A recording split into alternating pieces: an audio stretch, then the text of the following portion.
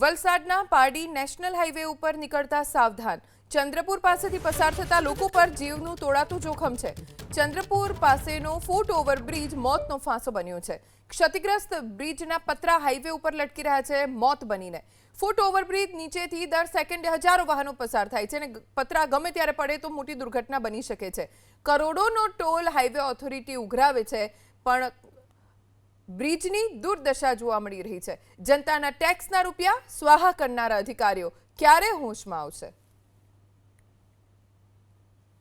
National highway number 48, જેના પર તમને વિકાસની રફતાર જોવા મળે છે, પરંતુ આ જ વિકાસની રફતારમાં નેશનલ હાઈવે ઓથોરિટીનું બુદ્ધિનું પ્રદર્શન જોવું હોય તો પારડી ખાતે જ્યાં ITI કોલેજ આવેલ છે ત્યાં ફૂટ ઓવરબ્રિજ બનાવવામાં આવ્યો છે.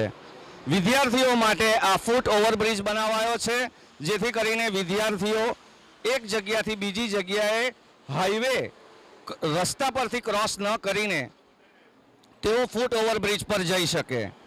પરંતુ હાલની સ્થિતિ આપ જોઈ શકો છો, કોઈ મોટી ટ્રક અહીંયા અથડાઈ હતી અને જે નુકસાની થઈ હતી, ત્યારબાદ જે કામ નેશનલ હાઈવે નંબર 48 પર NHAIના અધિકારીઓ દ્વારા થવું જોઈએ એ થયું નથી અને અચાનક ઉપરથી ગમે ત્યારે આ પતરાના જે બ્લોક્સ દેખાય છે એ પડી શકે છે.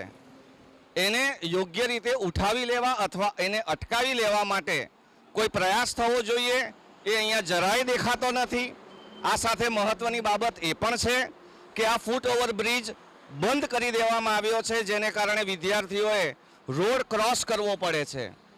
આ વિસ્તારમાં અગર આપ અહીંથી રોડ ક્રોસ ન કરો તો 1 કિલોમીટરનો ચકરાવો તમારે લેવો પડે.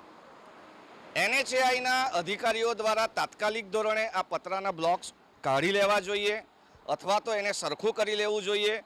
પરંતુ કદાચ એમને એ સમય ન મળતો હોય ત્યારે લોકોના જીવ માત્ર રોડ ક્રોસિંગમાં નહીં, પરંતુ હાઈવે પર જ્યારે આપ સુરત તરફ જાઓ છો, મુંબઈ સુરત તરફ, ત્યારે ઉપરથી આ ગમે ત્યારે પડી શકે છે. એ સીધું તમારી ગાડી પર, જે હજારો લોકો અપડાઉન કરે છે વાપી, એ બાઇક ચાલકો પર કે પછી ટ્રક પર, આ કોઈ પણ વ્હીકલ પર પડી શકે છે અને મોટી હોનારત સર્જાઈ શકે છે. સમયસર કોઈ મોટી હોનારત ન થાય એને અટકાવવા માટે અહીંયા કાર્યવાહી થાય એ ખૂબ જરૂરી છે. બ્રિજેશ શાહ, ABP અસ્મિતા, વલસાડ. બ્રિજમાં અહીંથી વાહન જતું હતું તો અથડાયું તો તૂટી ગયેલું, તો તેના લીધે અમને ઉપરથી આવવામાં તકલીફ પડે. તૂટી ગયેલું એટલે અમારે હાઈવે પર ક્રોસ કરીને આવવા પડે.